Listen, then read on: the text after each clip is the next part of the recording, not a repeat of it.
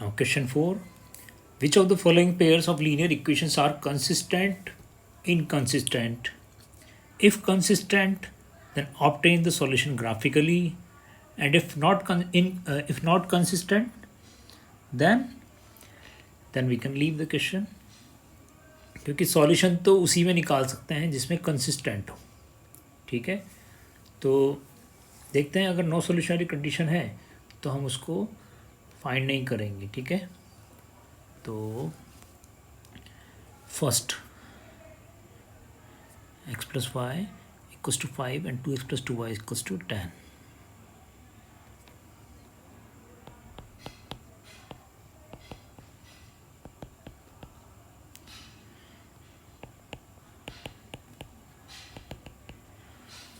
So we have these two equations, okay, and we need to check. Firstly, we need to check whether system is consistent or not. So we'll find a1 upon a2, that is 1 upon 2.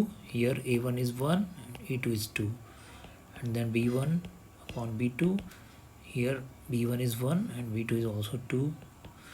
If a1 upon a2 is equals to b1 upon b2, then we will find c1 upon c2.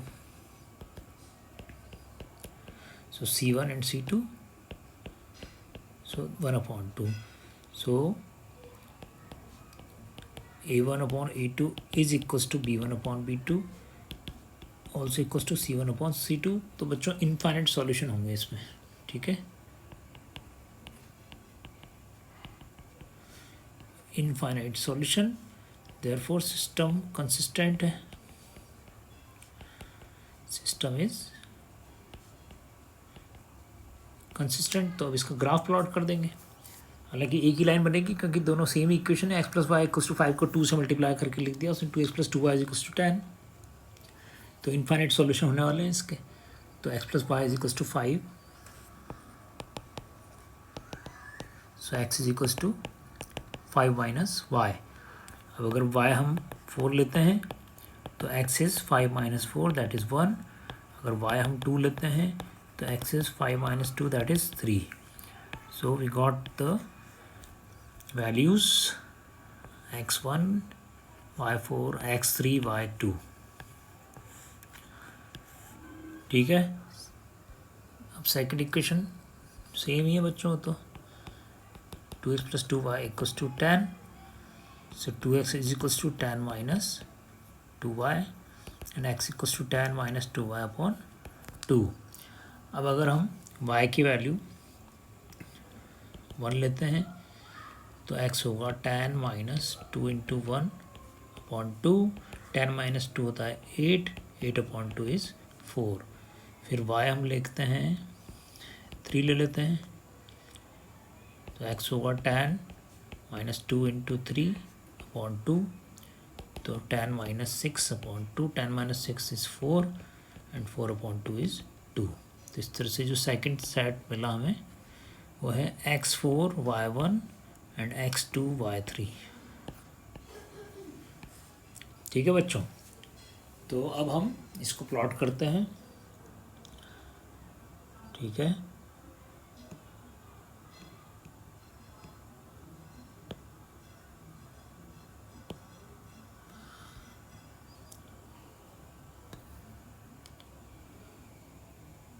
Maximum value y की है 4 तक और x की भी 4 तक है, तो ज़्यादा बड़ा हमें ग्राफ नहीं लेना है.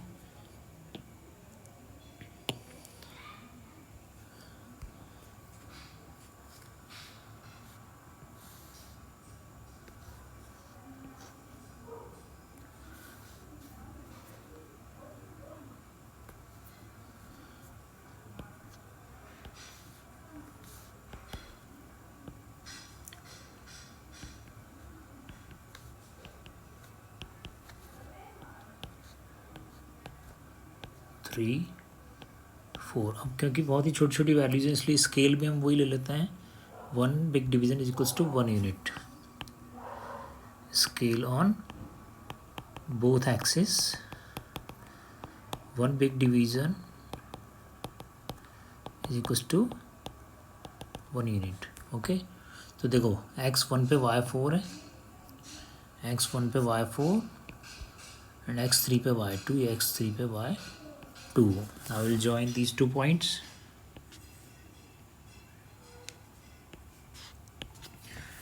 नाउ अगेन x4 पे y1 है, x4 पे y1 बच्चों, और x2 पे y3 है, तो x2 पे y3.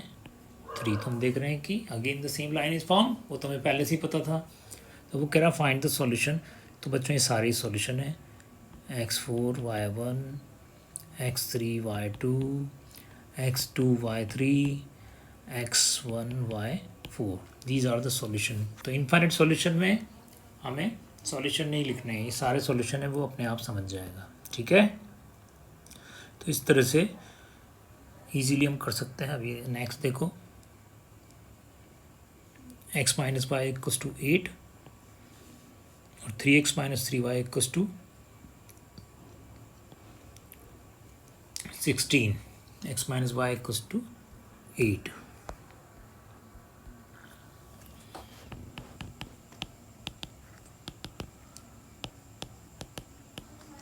तो उसने कहा पहले तो चेक करो सिस्टम इज कंसिस्टेंट, तो फिर सॉल्व करो. तो यहाँ पे हम will find a1/a2 that is 1/3, b1/b2 is -1/-3. यहाँ पे a1 1 है, a2 3 है, b1 -1 है, b2 -3 है. ये कैंसिल हो गया, ये भी आ गया इक्वल. तो जब दोनों इक्वल आते तो फिर c1/c2 भी निकालना पड़ेगा. तो 8/16 आया बच्चों c1 और c2. तो इसको कैंसिल किया तो 1/2. तो हम देख रहे हैं कि a1/a2 is equals to b1/b2 but not equals to c1/c2. और ये कंडीशन तो नो सॉल्यूशन की है, देयरफॉर सिस्टम इज इनकंसिस्टेंट.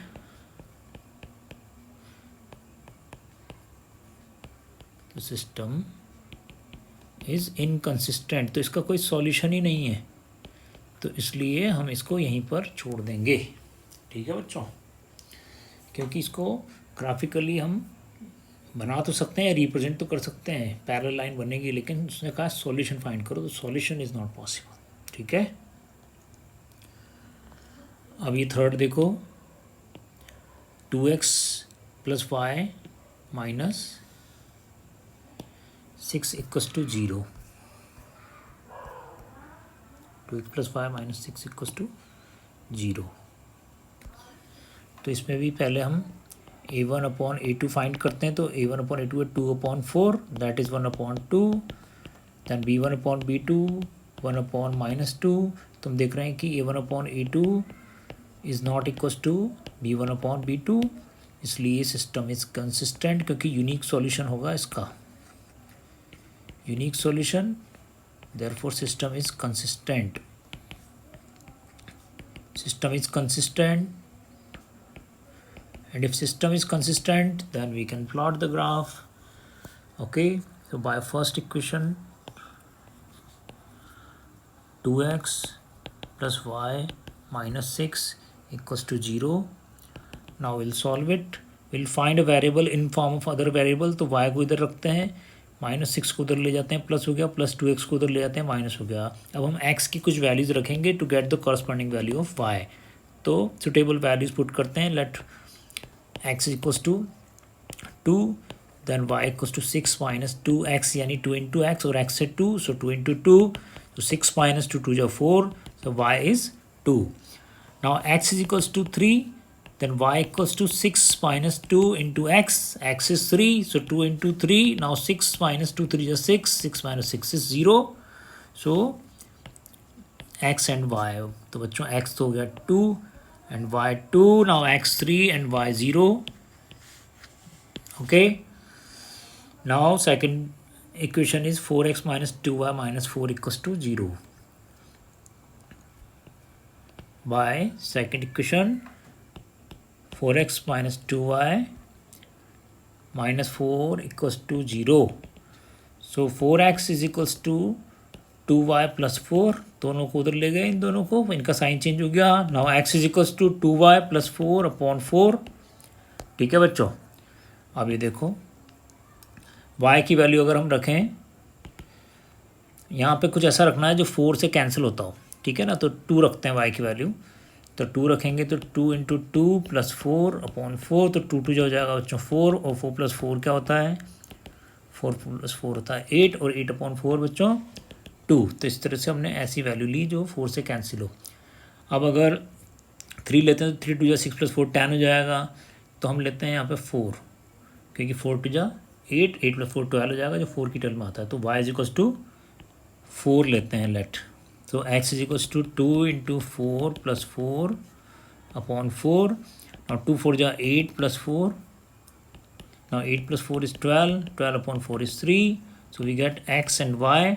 तो बच्चों x2 y4, x2 y2, x2 y2 and x3 y4। okay, now we get the values, so now we can plot the graph। okay, समझ में आ रहा है? हाँ, ये बहुत इजी वाला है इसलिए आना चाहिए। अभी ये देखो मैक्सिमम वैल्यू क्या है बच्चों, मैक्सिमम वैल्यू x की तो 3 है और y की 4 है, तो बहुत ही गजब है, तो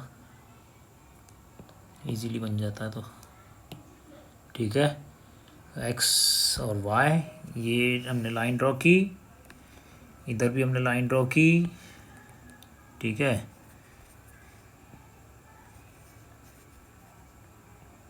ये x एक्सिस, ये y axis, no negative value, इसलिए नेगेटिव वाला पार्ट खाली छोड़ दिया। x में 3 तक जाना है, y में 4 तक, तो x 1 2 3, y में 1 2 3 4, बहुत ही छोटी वैल्यूज़ हैं, इसलिए स्केल हमने फिर से वही ले लिया। Scale on both axes same scale क्या है, 1 बिग डिवीज़न, यानी एक ब्लॉक जो है उसको हमने 1 यूनिट मान लिया है, is equals to 1 unit. Okay, so x2 पे y2, x2 पे y2 एंड x3 पे y0। For x equals to 3, y equals to 0, तो 3 पर 0 यही हो जाएगा बच्चों। Now will join these 2 points, तो इसलिए ये आ गया हमारा। अब हम सेकंड इक्वेशन x2 पे y2 है यहाँ पर, तो ये भी बच्चों सेम ही पॉइंट है, और x3 पे y4 है, तो x3 पे y4 यहाँ हो जाएगा, ये 3, इस पे 1 2 3 और 4 यहाँ हो जाएगा। ठीक है, तो पहला पॉइंट तो यही है और दूसरा ये है, तो इस तरह से ये हमने इसको ज्वाइन कर दिया। ठीक है बच्चों, अभी देखो उसने कहा सॉल्यूशन ग्राफिकली फाइंड करो, तो हमें पता है solution is that point, coordinate of that point where 2 lines intersect. तो हम देख रहे हैं कि लाइंस यहाँ पे मिली हैं। Okay, so this is the common solution. ठीक है, common solution that is x equals to 2, y equals to 2, यानी ये वो वैल्यूज़ हैं जो दोनों इक्वेशन को सेटिस्फाई करेगी। तो एग्जाम में हम चेक भी कर लेंगे, दोनों इक्वेशन में रख के देख लेंगे यहाँ पे कि 2 2, ये x की जगह भी 2 रखा, y की जगह भी 2 रखा। अब 2 2 जो हो गया बच्चों 4, और 4 प्लस 2 6, और 6 माइनस 6 हो गया 0, आ गई RHS। अब इधर भी x की जगह 2 रख के देखो, तो 4 इंटू 2, और y की जगह भी 2, 2 इंटू 2, तो 4 2 जा बच्चों 8, 2 2 जा 4, अब ये हो गया 8 -4 -4 -8 0 बच्चों, ये भी आ गया, दोनों वेरीफाई हो गए, इसका मतलब सही है। तो एग्ज़ाम में रिस्क नहीं लेनी है, एग्ज़ाम में तो चेक करके ही हम चलेंगे। ठीक है, एग्ज़ाम में वेरीफाई करना बहुत ज़रूरी है, क्योंकि हमें पता नहीं रहता कि हमारा सही है या नहीं, तो कोई भी डाउट नहीं छोड़ना है। ठीक है, now fourth part, firstly we need to check the nature of the solution. So a1 is 2, a2 is 4, so a1 upon a2 is 2 upon 4, that is 1 upon 2. Now b1 upon b2, b1 is minus 2 and b2 is minus 4, so it is also 1 upon 2. Minus is cancelled out, 2 2 is 4. And c1 upon c2 is minus 2 upon minus 5, cancelled out, so it is 2 upon 5. So we can observe that a1 upon a2 is equals to b1 upon b2, but not equals to c1 upon c2, therefore no solution exists.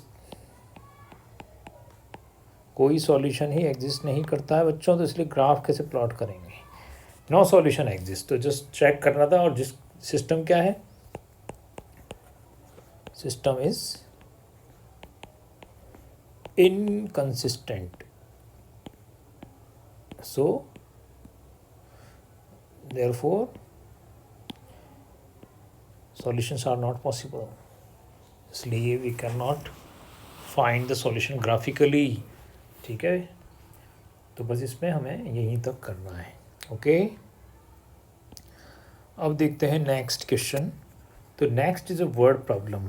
बहुत अच्छा हुआ क्योंकि we were getting bored by repeating the same kind of question.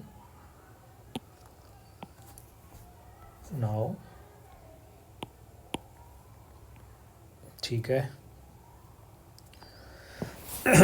तो बीच बीच में अगर कुछ आवाज़ आती है वीडियो में तो थोड़ा इग्नोर करना, क्योंकि अभी लॉकडाउन चल रहा है, फिर भी ये लोग पता नहीं घरों से क्या बोलते रहते हैं, तो फिर भी थोड़ी बहुत हो सकता है आवाज़ इसमें आ जाती है, वो डिस्ट्रैक्ट करती है, कभी कुत्ते भौंक जाते हैं बीच में।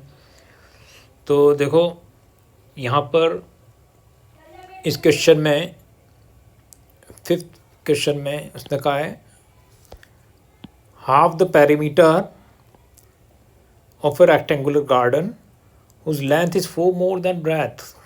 दो बातें कहेगा हमेशा। मैंने बता दिया था कि लीनियर इक्वेशन 2 वेरिएबल का जो पेयर वाला चैप्टर हम पढ़ रहे हैं 10th क्लास में, उसमें वो 2 स्टेटमेंट देता है, क्योंकि ताकि आप 2 इक्वेशन फॉर्म कर लो।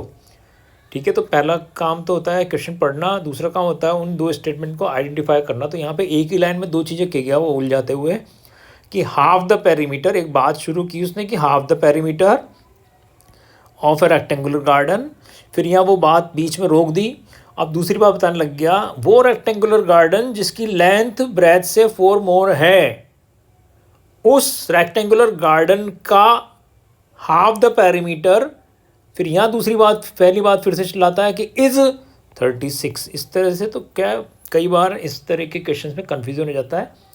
ठीक है ना, वो ये ऐसा भी कह सकता था कि there is a rectangular garden whose length is 4 more than its breadth and its parameter is half of its parameter is 36, ऐसा भी वो कह सकता था। लेकिन उसने हाफ द पैरामीटर उस length is 4 more than breadth is 36 इस ढंग से। तो हम इसको सिंप्लीफाई कर लेते हैं, हम लिख देते हैं 2 बातें उसने बताई। एक तो length is 4 more than breath, सीधी सी बात है कि लेंथ ब्रेथ से 4 मोर है, और दूसरी बात यह है कि पैरामीटर का हाफ 36 है। पैरामीटर ऑफ रेक्टेंगुलर गार्डन का हाफ इज 36। ठीक है बच्चों, तो बात उसने ऐसी कही है, लेकिन हमने उसको तरीके से लिख दिया कि half the perimeter of a rectangular garden is 36, एक बात तो ये, और दूसरा length is 4 more than breadth. तो 2 अलग अलग बातें हैं ये। ठीक है ना, कुछ बच्चे ये ऐसा कहते हैं कि हाफ द पेरीमीटर को 4 लिखे आते हैं, पता नहीं क्या करते हैं। विड्थ इज, बस वो ऐसे दिखते हैं उनको काला अक्षर भैंस बराबर, तो उनको बस ये मोटे मोटे अक्षर नज़र आते हैं कि विड्थ इज़ 36, चलो, और हाफ द पेरीमीटर, और फिर उनके बाद उनको डायरेक्ट यहाँ कूदते हैं वो कि ये 4 है, इसका मतलब पेरीमीटर का हाफ 4 है और विड्थ 36 है। लेकिन ध्यान रखो इंग्लिश है ये, तो इसलिए हमें थोड़ा ध्यान देना है कि किस ढंग से हमें वर्ड्स को कनेक्ट करना है। अब देखो, जब इसमें 2 स्टेटमेंट आइडेंटिफाई हो जाए तो एक वेरिएबल को x मान लो, दूसरे वेरिएबल को y मान लो। तो हमने देख लिया है कि this question is based on length and breadth of rectangle, therefore हम मान लेंगे कि रेक्टेंगल की लेंथ है, length of rectangle is x and width या ब्रेथ इज y, हमने मान लिया। तो बच्चों यहाँ वाली इक्वेशन तो डायरेक्ट बन गई कि लेंथ की जगह तो लिख दो x is equal to 4 plus breadth की जगह लिख दो y, ये बन गई ना इक्वेशन। ये y को अगर चाहो तो इधर ले आओ, तो x minus y equal to 4 easily. Second statement, perimeter upon 2 is 36। तो पैरीमीटर का फॉर्मूला होता है 2 into l plus b, rectangle का पैरीमीटर होता है 2 इंटू एल प्लस बी, और अपॉन में भी 2 है, इज इक्वल टू 36। तो 2 से 2 कैंसिल, तो l plus b is equal to 36। तो बच्चों ये parameter 2 into l plus b upon 2 cancel out हो गया, तो l plus b equals to 36, ये हमारी सेकंड इक्वेशन। अब देखो कि इसको उसने हमने लेंथ और ब्रेथ को जो लिया था एक्स और वाई वो हम यहाँ रख सकते हैं कि x plus y equals to 36 और ये हमारी सेकंड इक्वेशन बन गई। ठीक है, उसने कहा find the dimensions of the garden, garden के डायमेंशंस बताओ। ठीक है, तो बता देते हैं by first equation x is equals to 4 plus y. Exam में अगर इक्वेशन आता है तो उसने ये तो कहा नहीं है ग्राफिकल मेथड, तो तुम आगे जो हम 3 मेथड सीखने वाले हैं उनमें से किसी भी मेथड से करके आ सकते हो। ठीक है, पर यहाँ पर हम इसको ग्राफिकल मेथड की एक्सरसाइज में गिवन है तो उसी से कर देते हैं, बट एग्ज़ाम में you can do it by any method. Okay, तो देखो भाई एक्स को वाई की टर्म में चेंज किया, वाई को उधर ले गए, यही करना है हर इक्वेशन में। एक वेरिएबल को लेफ्ट में रखना है, एक को राइट में लाना है। अब वाई की कुछ वैल्यू रखो और x की कुछ सुटेबल वैल्यू गेट करो। तो ये यहाँ पे y2 रखा तो बच्चों 4 + 2 6 आ गया। फिर y की वैल्यू अगर 3 रखें तो x आ गया 4 + 3 यानी 7। तो ये x y x6 y2 x7 y3।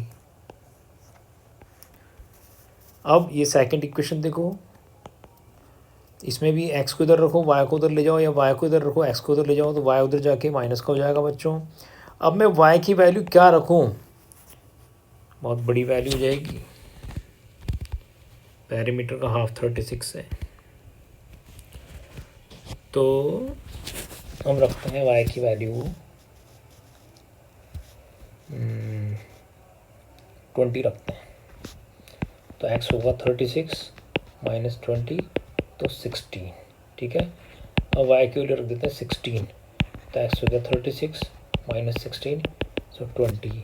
तो बच्चों x आ गया अपना 16 और y आ गया 20, और x आ गया 20 और y आ गया 16।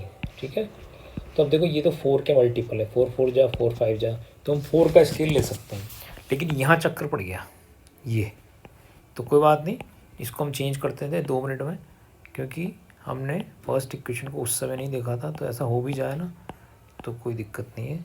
अब ये देखो, अब y क्या लूँ, तो अब मैं y यहाँ लूँगा 20, तो x कितना आ गया 4 + 20 यानी 24। यहाँ y क्या लूँ, यहाँ मैं y ले लूँगा ऐसा कुछ जो कट जाए, तो 16 ले लेता हूँ, तो 16, तो x कितना आ गया बच्चों 4 + 16 दैट इज़ 20। एक सेकंड में फिर से आ गया, तो x 24 y 20 x 20 y 16। अब देखो सारे 4 के मल्टीपल है, तो अब मुझे स्केल लेने में दिक्कत नहीं आएगी। ठीक है, तो इस तरह से खटाखट काम होता है।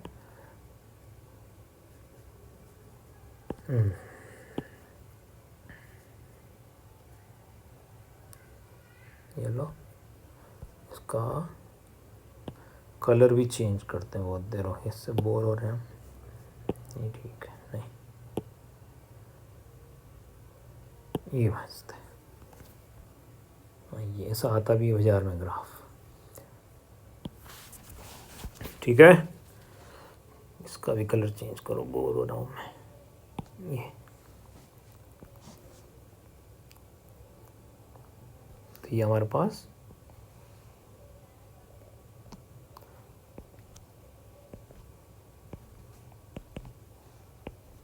ठीक है बच्चों। अब देखो x में 24 है मैक्सिमम वैल्यू और y में 20 है, तो बस 24 यानी 6 ब्लॉक, 4 6 जा 24, तो ये 4 8 12 4 4 जा 16 20 ये 24।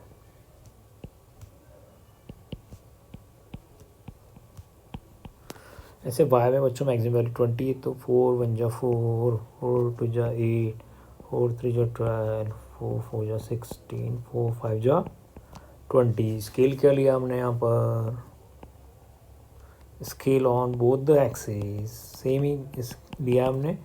One big division equals to 4 units.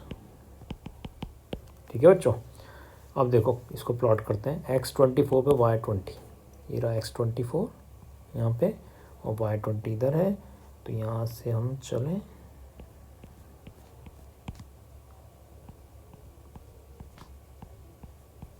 ये वो पॉइंट है हमारा। ठीक है, फिर ऐसे x 20 पे y 16, तो ये रहा बच्चों x 20, इससे चलते हैं इधर, ये y16 का इधर, दोनों यहाँ मिल रहे हैं, ठीक है। Now will join these 2 points, ठीक है बच्चों, ये है बात। अब देखो सेकंड, x16 पे y20, तो ये रहा x16 और y20 ये रहा यहाँ पे, तो ये x16 पे y20 और x20 पे y16, तो ये x20 और से y16, तो यही वाला पॉइंट मिल गया फिर से। अब इनको ज्वाइन कर देते हैं।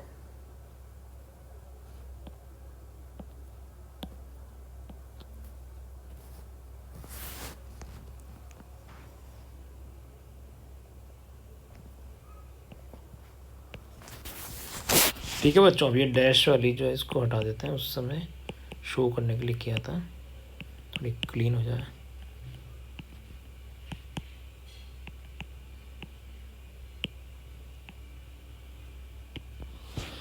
ठीक है, ये आ गया हमारा आंसर। ये है वो कॉमन सॉल्यूशन, क्योंकि यहीं पे दोनों लाइन इंटरसेक्ट करती हैं। इससे पता चलेगी हमें रेक्टेंगल की लेंथ और ब्रेथ।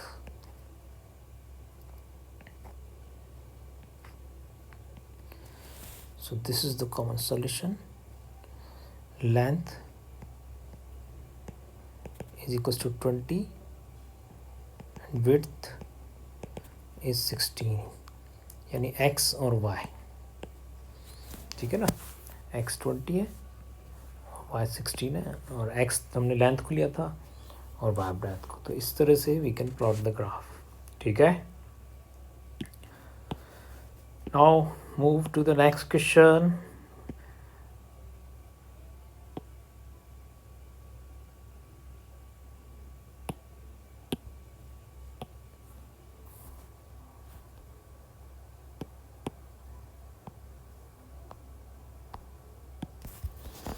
हाँ बच्चों, अभी देखो, given the linear equation 2x + 3y - 8 2x + 3y - 8 = 0, ये उसने एक इक्वेशन दे दी है। Right another linear equation in 2 variables such that the geometrical representation of the pair so formed is intersecting line.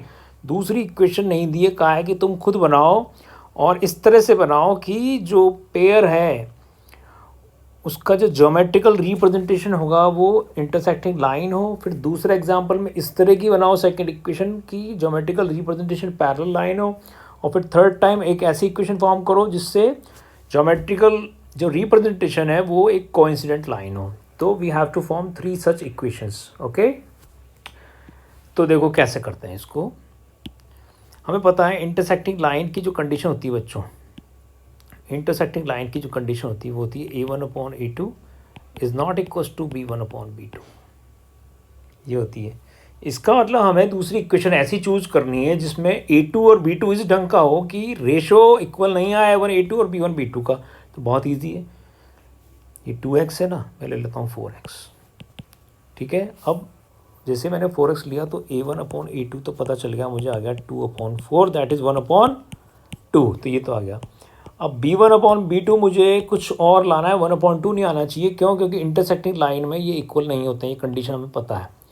तो यहाँ पे 3 है ना, तो यहाँ 6 नहीं लेना है, बस 6 के अलावा दुनिया का कोई सा भी नंबर ले लो, बस 6 मत लो, क्योंकि 6 अगर ले लिया तो 3/6 आ जाएगा बच्चों 1/2 और इक्वल आ जाएगा a1/a2। लेकिन अगर a1/a2 इक्वल होता है b1/b2 के तो लाइन्स इंटरसेक्ट नहीं होती हैं। तो हमें तो ऐसा बनाना है कि इंटरसेक्टिंग लाइन आनी चाहिए।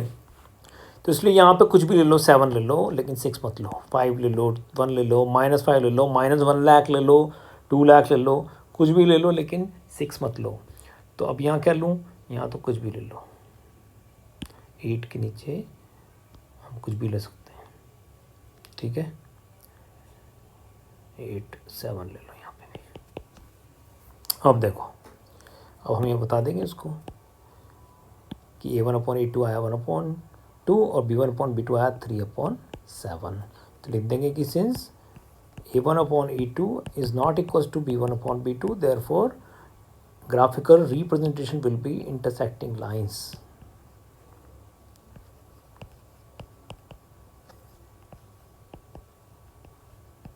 ठीक है ना बच्चों, ये है बात। ये तो हो गया अपना फर्स्ट एग्जाम्पल। अब सेकंड में हमें पैरेलल बनाना है, तो पैरेलल की कंडीशन होती है a1/e2 is equal to b1/b2 but not equal to. तो इस बार ऐसा चूज करना है कुछ, ठीक है। तो देखो फिर से करते हैं इसको। पहली इक्वेशन थी 2x + 3y - 8, 2x + 3y - 8 = 0। अब यहाँ तो मैं लेता हूँ फिर से 4x। तो a1/a2 तो आ गया बच्चों 2/4, दैट इज़ 1/2। लेकिन यहाँ पे b1/b2 भी इक्वल लाना है, तो फिर यहाँ पे भी लो 3/6, ये लो 6y ले लिया, ताकि b1/b2 भी आ गया बच्चों अपना 3/6 यानी 1/2। तो ये दोनों तो इक्वल आ गए। अब यहाँ कुछ और लेना है कि 1/2 नहीं आ जाए यहाँ पर भी, तो 16 नहीं लेना है, बाकी कुछ भी ले सकते हो, ठीक है ना। तो 16 अगर लोगे तो चक्कर पड़ जाएगा, तो यहाँ हम ले लेते हैं 8 ही ले लो, ठीक है, या 4 ले लो, या 0 ले लो। तो ये देखो C1/C2 is equal to -8/-4, minus cancel, 4 × 8, तो यहाँ आ गया 2/1। तो हम बताएंगे कि भाई a1/a2 तो इक्वल है b1/b2 के, लेकिन नॉट इक्वल है C1/C2 के। तो ये दोनों इक्वल है, वो उसके इक्वल नहीं है, तो ये किसकी कंडीशन है? नो सॉल्यूशन की कंडीशन है। और लाइन क्या होंगी? पैरेलल, ठीक है। तो पैरेलल लाइन की कंडीशन है बच्चों ये, तो याद रखना। अब तीसरे में कोइंसिडेंट लाइन बनानी है। ये देखो थर्ड में coincident line 2x + 3y - 8, 2x + 3y - 8 = 0। अब यहाँ कोइंसिडेंट बनानी है, और कोइंसिडेंट की कंडीशन हमें पता है क्या होती है। कोइंसिडेंट की कंडीशन होती है a1/a2 is equal to b1/b2 is equal to C1/C2। तो यहाँ पर सब एक जैसा ही लेना है हमें। तो 2 यहाँ 4x लिया, तो यहाँ 6y ले लूँगा, और यहाँ 16 ले लूँगा। अब देखो 2 × 2 = 4, a1/a2 2/4 आया विच इज़ 1/2। फिर b1/b2 that is 3/6 which is again 1/2। Then C1/C2 which is -8/-16 which is again 1/2। तो देखते हैं कि a1/a2 is equal to b1/b2 is equal to C1/C2। Therefore जो ग्राफिकल रिप्रेजेंटेशन होगा that will be coincident lines.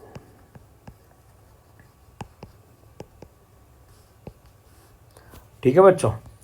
तो इस तरह से ये कंडीशनल क्वेश्चन में एक उसने अलग तरह का क्वेश्चन हमें दिया कि खुद फॉर्म करके दिखाओ। ओके, अब इसका लास्ट क्वेश्चन, उसके बाद एक्सरसाइज हो जाएगी हमारी।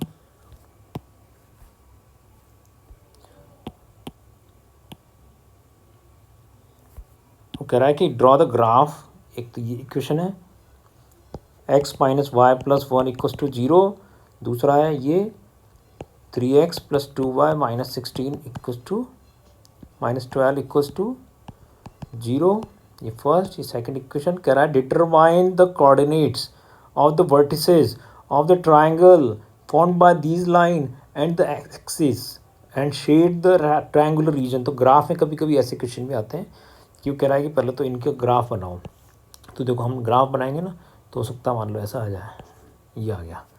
तो अब वो कह रहा है कि एक्स एक्सिस के साथ ये दोनों लाइन जो ट्रायंगल बना रही हैं, तो देखो ये तो एक्स एक्सिस है अपना, ठीक है, दिस इज एक्स एक्सिस, और ये दो लाइन है, तो ये ट्रायंगल बन रहा है एक्स एक्सिस के साथ, दोनों लाइन मिलके ये बना रही। अगर कहता वाई एक्स के साथ, तो वाई एक्स के साथ ये वाला बन रहा है बच्चों, ये दोनों लाइन ने वाई एक्सिस तो ये होता है ना, इसके साथ ये वाला ट्रायंगल बना है। तो कह रहा है पहले तो इसके तीनों वर्टेक्स निकालो, ये जो 3 वर्टेक्स हैं इसके कोऑर्डिनेट बताओ, और फिर कह रहा है इस रीजन को शेड कर दो। तो ये हमें करना है इसमें, ठीक है। तो ये एग्ज़ाम में आता है इस तरह का क्वेश्चन। तो अब देखो हम कैसे करते हैं इसको। फर्स्ट इक्वेशन से पहले x को y में कन्वर्ट करते हैं। तो by first equation x is equal to y minus 1। अब y क्या रखें, तो let y is equal to 2। तो बच्चों x कितना आया, 2 - 1 दैट इज़ 1। अब y लेते हैं 3, तो x आया 3 - 1 दैट इज़ 2। तो इस तरह से बच्चों x और y की वैल्यूज़ मिल गई 1 2 और 2 3। अब by second equation 3x equals to, तो इन दोनों को बच्चों उधर ले चलते हैं, तो माइनस का 12 उधर जाके प्लस हो जाएगा, प्लस का 2 उधर जाके माइनस, फिर ये जो 3 मल्टीप्लाई हो रहा है उधर जाके डिवाइड होगा। अब देखो y की वैल्यू हम रखते हैं 0, तो x होगा 12 माइनस 2 इंटू 0/3। 12 माइनस 2 इंटू 0 हो गया बच्चों 0/3। 12 माइनस 0 हो गया 12, 12/3 होता है बच्चों 4। मैं जल्दी अगर रख रहा हूँ तो समझ जाना, ठीक है।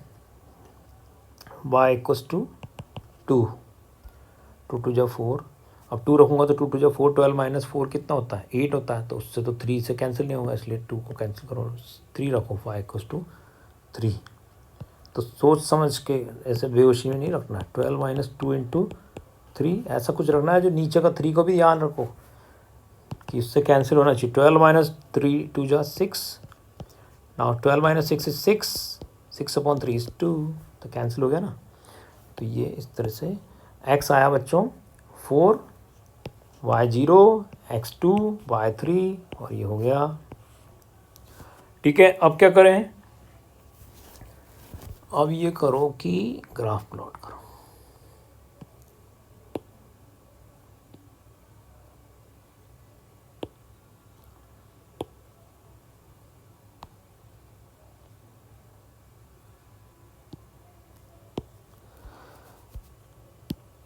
अब देखो इसमें क्या वैल्यू है, 4 ज़्यादा नहीं है, इसमें भी छोटी छोटी,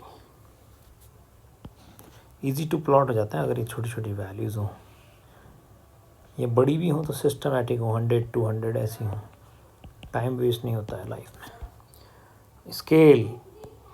स्केल क्या लिया बच्चों, ऑन बोथ द एक्सिस हम देख रहे हैं कि दोनों ही वैल्यूज़ बहुत छोटी छोटी हैं, तो 1 big division is equal to 1 unit, ठीक है। तो ये एक्स में 1 2 3 4 5 6, इधर भी 1 2 3 4 5, तो बच्चों x1 पे y2, x2 पे y3, तो ये रहा x1 पे y2 और x2 पे y3, ठीक है। ज्वाइन कर देंगे इनको,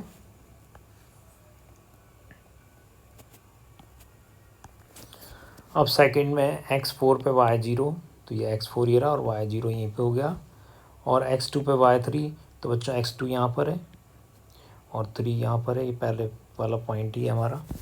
अब इनको ज्वाइन कर देते हैं, ठीक है। तो ये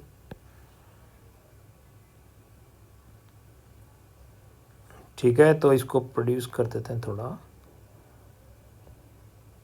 ये हो गया,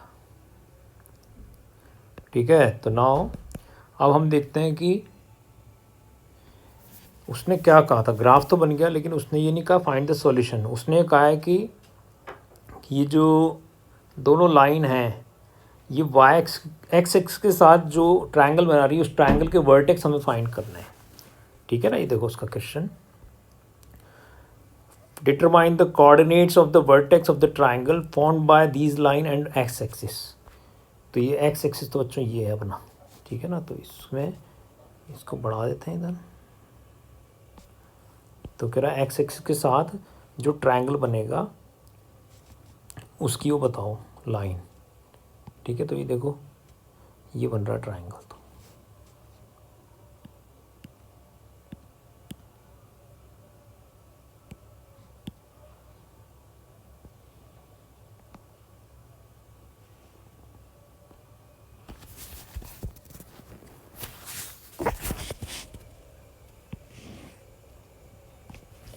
ये है ट्रायंगल अपना, ठीक है।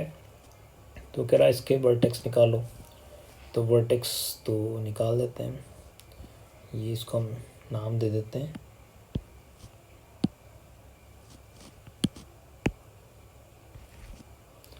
ए, ये बी और ये अपना सी, ठीक है। तो इसके वर्टेक्स तो देखो, ये ए के वर्टेक्स क्या है, तो एक्स तो है 2 और वाई है 3। बी के वर्टेक्स देखो ध्यान से,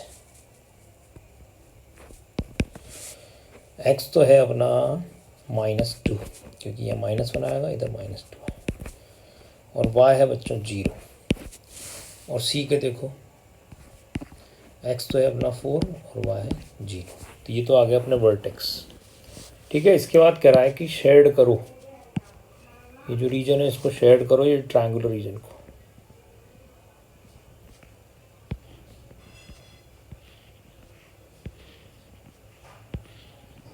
सो नाउ हमने रीजन को शेड कर दिया। ठीक है, तो इस तरह से ये क्वेश्चन हुआ। कभी कभी इन क्वेश्चंस में बच्चों को ये भी कह देता है कि एरिया फाइंड करो इस ट्रायंगल का। तो देखो ट्रायंगल का अगर एरिया पूछता है ना, तो हमें पता है half into base into height, तो बेस तो है BC और हाइट है ये, इसको हम AM दे देते हैं। हाँ, हाइट है AM। ठीक है, तो हाफ इंटू बेस BC। बच्चों BC की लेंथ कितनी है, तो देखो 4 तो पॉजिटिव साइड पर है, ये देखो ये 4 तो इधर है और 2 इधर है, ये 4 और ये 2, तो टोटल लेंथ, ये मत सोचना उधर है तो माइनस है, तो माइनस हो या प्लस मैग्नीट्यूड देखा जाता है। तो 4 यूनिट इधर है, 2 यूनिट इधर है, तो बेस हो गया बच्चों 6 यूनिट, और एल्टीट्यूड है यहाँ से यहाँ तक, ये जो है, तो ये एल्टीट्यूड इसके बराबर है, ये 3 यूनिट है। ठीक है, तो ये 2 से, तो बच्चों 9 स्क्वायर यूनिट आ जाएगा आंसर। ठीक है, लेकिन कब, जब पूछे। ठीक है ना, और नहीं पूछता है तो मत बता, है ना। इस तरह से हम आराम से इसको करते हैं, और ये कचरा थोड़ा साफ। तो ये है बच्चों बहुत ही इंपॉर्टेंट क्वेश्चन है। ठीक है, इसको आराम से तुम्हें ये सारे ग्राफ फेयर बनाने हैं। ठीक है, और ऐप पर अपलोड करने हैं, देन आई विल चेक, क्योंकि ये प्रैक्टिस है, प्रैक्टिस वाला वर्क है, ये ज्योमेट्री है, ये दिस इज़ प्रैक्टिकल थिंग, तो इसकी प्रैक्टिस ज़रूरी है, केवल समझने से काम नहीं चलेगा।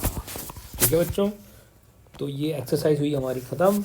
Now will start algebraic method in our next class. Okay.